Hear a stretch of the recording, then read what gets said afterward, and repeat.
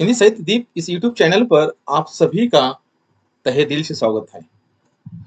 आज का वीडियो जो होगा वह अलंकार संप्रदाय आचार्य भामो।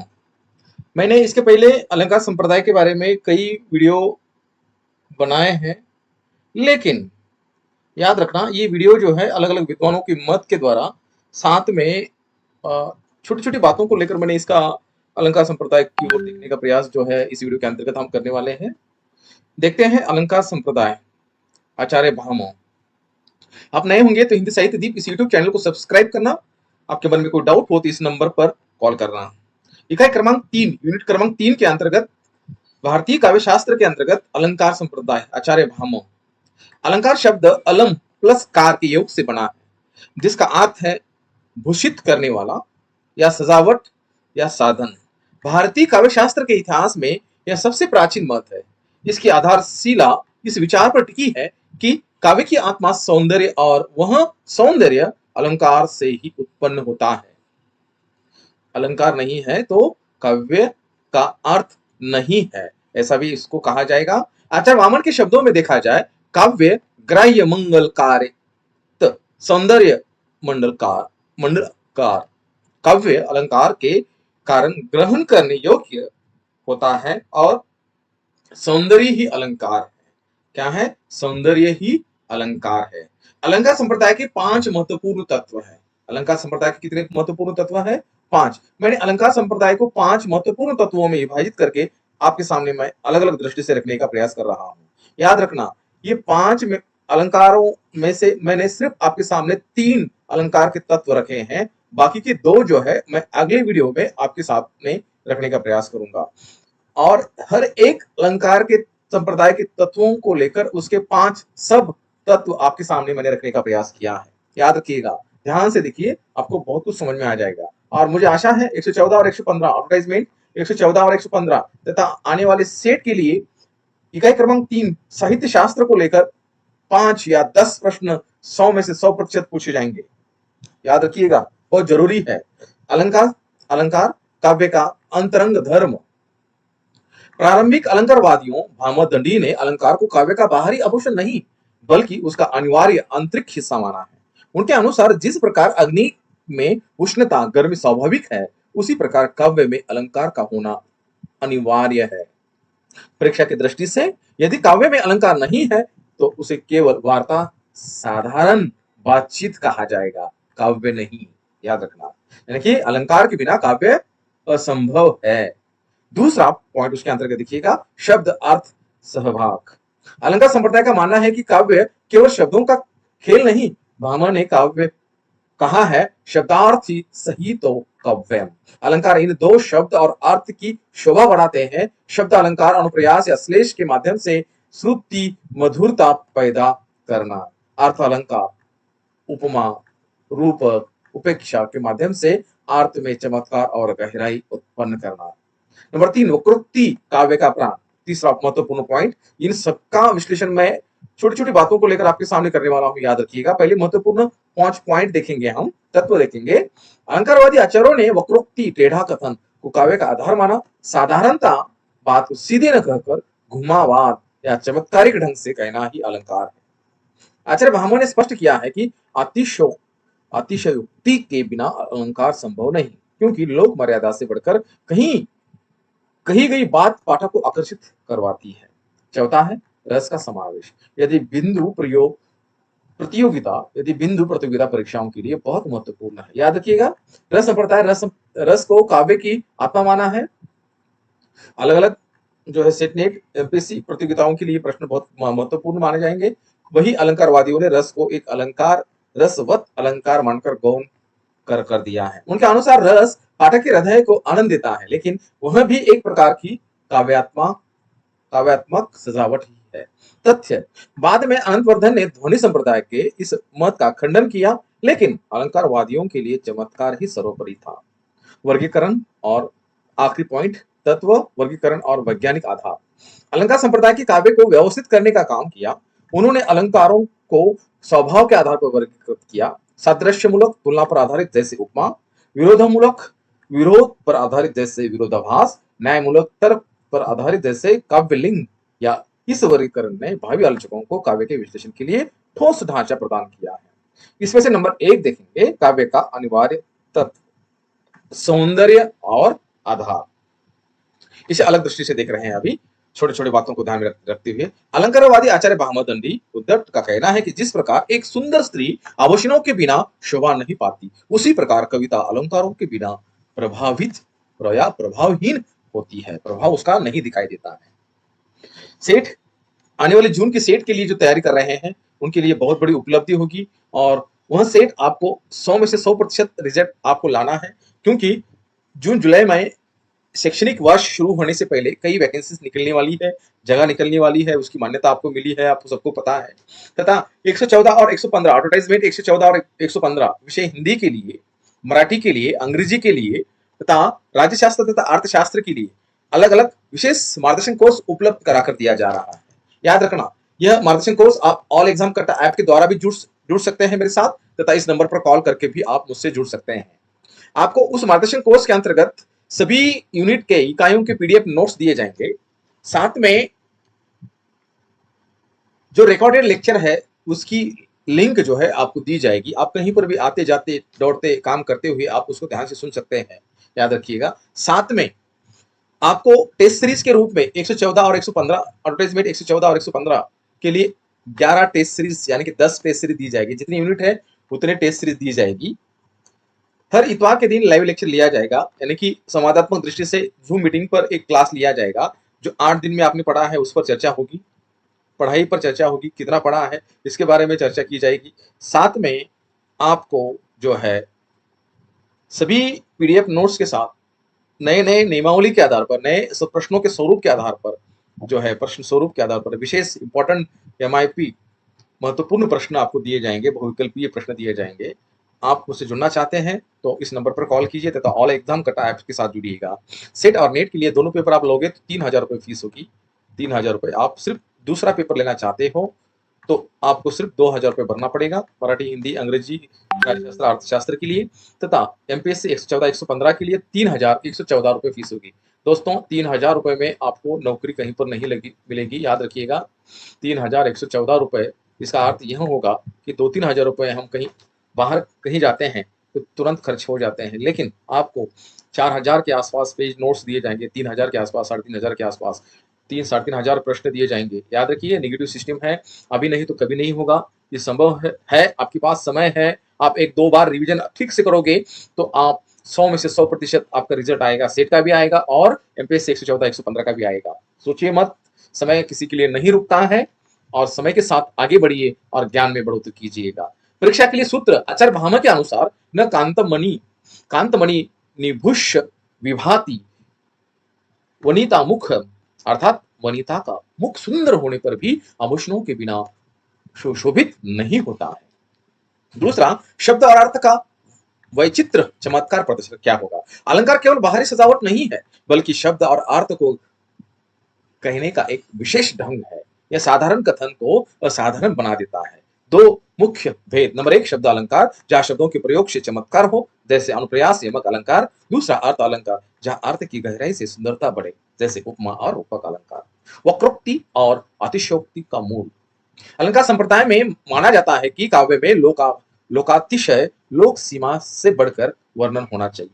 भामा का मत है, उन्होंने अतिशयोक्ति को सभी अलंकारों का प्राण माना है। उनके अनुसार बिना वक्रता, टेढ़ापन, विशिष्टता में कोई अलंकार संभव नहीं है। अलंकार कोई संभव नहीं है। नंबर 4 रस का गौण स्थान, रस को अलंकार में समाहित करना। बाद में रस संप्रदायों ने, जैसे रस संप्रदाय ने रस को आत्मा माना, लेकिन शुद्ध अलंकारवादियों ने रस को भी एक अलंकार ही माना। महत्वपूर्ण तथ्य, उन्होंने रसवंत अलंकार की संकल्पना की, जिसमें से भावों और रसों की काव्य की सजावट का हिस्सा बनाया। अलंकारवादी काव्य की आत्मा अलंकार को ही मानते हैं। 5वां, अभिव्यक्ति की स्पष्टता और प्रभावशीलता। अलंकार का प्रयोग केवल कठिनता पैदा करना नहीं, बल्कि कविता की भावना को पाठक तक अधिक प्रभावशाली ढंग से प्रस्तुत करने के लिए किया जाता है। परीक्षा की दृष्टि से अनिवार्य, काव्य की अनिवार्यता, सौंदर्य और आधार। अलंकारवादी भामा ने अलग अलग दृष्टि से सुंदरता, स्त्री आभूषणों के बिना शोभित नहीं पाती, उसका उदाहरण यहाँ पर दिया है। उसमें से नंबर 1 जो है सौंदर्य और अलंकार की एकात्मकता। आचार्य वामन ने स्पष्ट कहा है, सौंदर्य मंडलकार इनके अनुसार काव्य में जो कुछ सुंदर है वही अलंकार है। यह अलंकार का अर्थ केवल अनुप्रयास या उपमा नहीं, बल्कि काव्य का सुंदर गुण है जो उसे सामान्य भाषा में अलग करता है। अनिवार्यतः जिस प्रकार अग्नि से उसकी गर्मी उष्णता को अलग नहीं किया जा सकता, उसी प्रकार काव्य में सौंदर्य को अलग नहीं किया जा सकता। यदि सौंदर्य हटा दिया जाए तो केवल सूचना रह जाती है, काव्य नहीं। भामह कांत और वनितामुख का तर्क, क्या तर्क है देखिएगा भामह के द्वारा। अलंकार संप्रदाय के प्रवर्तक आचार्य भामह ने एक अत्यंत प्रसिद्ध तर्क दिया है। न कांतमति निर्हुष विभाति वनिता मुख खम। इसका विश्लेषण, इसका विस्तृत अर्थ यह है कि स्त्री का मुख सुंदर स्वभाव कितना ही सुंदर क्यों न हो, लेकिन आभूषणों के बिना सभा में सुशोभित नहीं होता। उसी प्रकार कवि की विचारधारा या भाव कितने भी श्रेष्ठ क्यों न हो, यदि उन्हें अलंकारित भाषा में व्यक्त नहीं किया गया तो वे काव्य की श्रेणी में नहीं आते। उनके लिए अलंकार शून्य कविता विधवा के समान है। अलंकार शून्य कविता विधवा के समान है जो अलंकार नहीं पहनती है। 1.3 यानी कि एक पॉइंट जो है उसमें से तीसरा, शोभा कारक धर्म के रूप में आचार्य दंडी का मत देखिएगा। आचार्य दंडी ने अपनी कृति काव्यादर्श में अलंकार की परिभाषा देते हुए इससे काव्य का सबसे महत्वपूर्ण धर्म माना है। काव्य शोभा कारण धर्म अलंकार प्रचक्षते। विस्तार, यह धर्म शब्द का अर्थ गुण या विशेषता है। दंडी के अनुसार वे सभी तत्वों को काव्य की शोभा बताते हैं, वे अलंकार है। इसमें उन्होंने गुणों को भी अलंकारों के भीतर ही समाहित कर लिया था। इसके लिए काव्य की संरचना में सौंदर्य का संचार केवल अलंकारों के माध्यम से ही संभव है। अभिव्यक्ति की विशिष्टता यानी कि वक्रता, कैसे? काव्य का अनिवार्य तत्व होने के कारण अर्थ यह भी है कि कवि अपनी बात को साधारण ढंग से नहीं कहता। वार्ता बनाम व काव्य, सूरज डूब गया है एक साधारण वार्ता है, लेकिन दिनकर कुल का दीपक बूझ गया है एक अलंकारिक अभिव्यक्ति है। सीधी बात न कहकर अलंकारिक दृष्टि से कहना। अलंकारवादी मानते हैं कि जब तक भाषा में वक्रता नहीं आती तब तक वह अनिवार्य रूप से काव्य नहीं कहलाती। इसलिए अलंकार वह तत्व है जो भाषा का कायाकल्प कर उसे काव्य बनाता है। आखिरी पॉइंट इसका रसात्मक पर प्रधानता, कैसे? अलंकार संप्रदाय में प्रारंभिक काल में यह माना गया था कि रस भी अलंकार के अधीन है। तर्क, यदि कोई रस का वर्णन है तो रसवंत अलंकार के कारण सुंदर लगता रहा है। अनिवार्यता का चरण, यह आचार्य का मानना था कि काव्य में रस हो या न हो, लेकिन अलंकार चमत्कार अनिवार्य रूप से होना चाहिए। चित्र काव्य जहां केवल शब्दों का चमत्कार हो को भी उन्होंने उच्च स्थान दिया है। परीक्षा हेतु महत्वपूर्ण सारांश तालिका, कैसे? तादात्म्य संबंध, शब्द और अलंकार अविभाज्य है। अभिभाव, परीक्षा के लिए कीवर्ड सौंदर्य, तादात्म्य संबंध हो गया सौंदर्य परक, जो सुंदर है वही अलंकार है, वामन का सूत्र है। अलंकार्य और अलंकार, काव्य शरीर शब्द अर्थ को सजाने वाला तत्व, शोभा कारण धर्म, व्यापकता, गुण रीति रस सबको अलंकार में समेटना, सर्वग्राही स्वरूप, शब्द और अर्थ का वैचित्र चमत्कार। ये दूसरा पॉइंट है, याद रखिएगा। अब इसके भी आपको सब 5 पॉइंट आपको दिए जाएंगे, देखेंगे। अलंकार केवल बाहरी सजावट नहीं बल्कि एक सुंदर अर्थ को कहने का एक विशेष ढंग और साधारण कथन को असाधारण बना देना है। दो मुख्य भेद, शब्द अलंकार, अर्थ अलंकार। जहां शब्दों के प्रयोग में चमत्कार जैसे अनुप्रयास यमक अलंकार गहरीता से सुंदरता बढ़ावा देता है। वैचित्र का अर्थ साधारण से असाधारण की यात्रा। वैचित्र का अर्थ है साधारण कथन की पद्धति से हटकर कुछ विचित्र या विलक्षण कहना। अवधारणा, अलंकारवादी मानते हैं कि यदि कोई बात सीधे सीधे कह दी जाए, जैसे चंद्रमा सुंदर है, तो वह शास्त्र या समाचार हो सकता है, काव्य नहीं। काव्यत्व, जब उसी बात को वैचित्र के साथ कहा जाए, जैसे सुख मुख के सामने चंद्रमा फीका लगता है, तो वहां व्यतिरिक्त अलंकार के कारण वैचित्र पैदा होता है। यही वैचित्र पाठक को लोकांतर आनंद देता है। शब्द वैचित्र, जहां चमत्कार का आधार केवल शब्द होते हैं, जहां कवि अक्षरों की आवृत्ति, शब्दों के दोहराव या शब्दों के विनाश से सौंदर्य पैदा करता है। अनुप्रयास का चमत्कार, वर्णों की मधुरता आवृत्ति से एक संगीतात्मक उत्पन्न करना। यमक और श्लेष, एक ही शब्द के अलग अलग अर्थ निकालकर पाठक की बुद्धि को चमत्कृत करना। परीक्षा की दृष्टि से शब्द वैचित्र को बाहरी सौंदर्य माना जाता है, जहां कवि की भाषाई दक्षता है ना की परीक्षा होती है। अर्थ वैचित्र, बट वीडियो थोड़ा सा बड़ा हो रहा है, लेकिन याद रखिए इस वीडियो को ध्यान से देखना। आपका अलंकार संप्रदाय, अलग अलग विद्वानों की मत पूरा का पूरा क्लियर हो जाएगा। समझ में आ जाएगा। आशा करता हूं अलंकार संप्रदाय में अर्थ का वैचित्र शब्द से अधिक गहरा माना जाता है, जहां चमत्कार शब्द के स्थान पर उनके भाव और अर्थ छिपा होता है। कल्पना की उड़ान, जैसे उत्प्रेक्षा में एक वस्तु में दूसरी की संभावना करना, जैसे मानो मुख चंद्रमा हो। बौद्धिक व्यायाम अर्थ वैचित्र पाठक को सोचने तक पर मजबूर करता है। आचार्य दंडी ने उद्धट ने अपनी आर्थिक सूक्ष्मता को काव्य की सफलता का पैमाना माना है। यदि शब्द बदल भी जाए, पर्यायवाची रख दिया जाए, तो भी अर्थ का चमत्कार बना रहता है। यही अर्थ वैचित्र की पहचान मानी जाएगी। दूसरे में चौथा है चमत्कार का दार्शनिक पक्ष। काव्यशास्त्र में चमत्कार का अर्थ है जादू ही नहीं, बल्कि चित्त का विस्तार। आचार्य विश्वनाथ और भामह का मत है चमत्कार वह तत्व है जिसके अनुभव से पाठक का हृदय गदगद हो जाए। वैचित्र का एकमात्र उद्देश्य विस्मय पैदा करना है। अलंकारवादी मानते हैं कि विस्मय की रस का प्राण है। यदि काव्य पढ़कर मन में वह का भाव आए तो वह वैचित्रहीन और निष्प्राण है।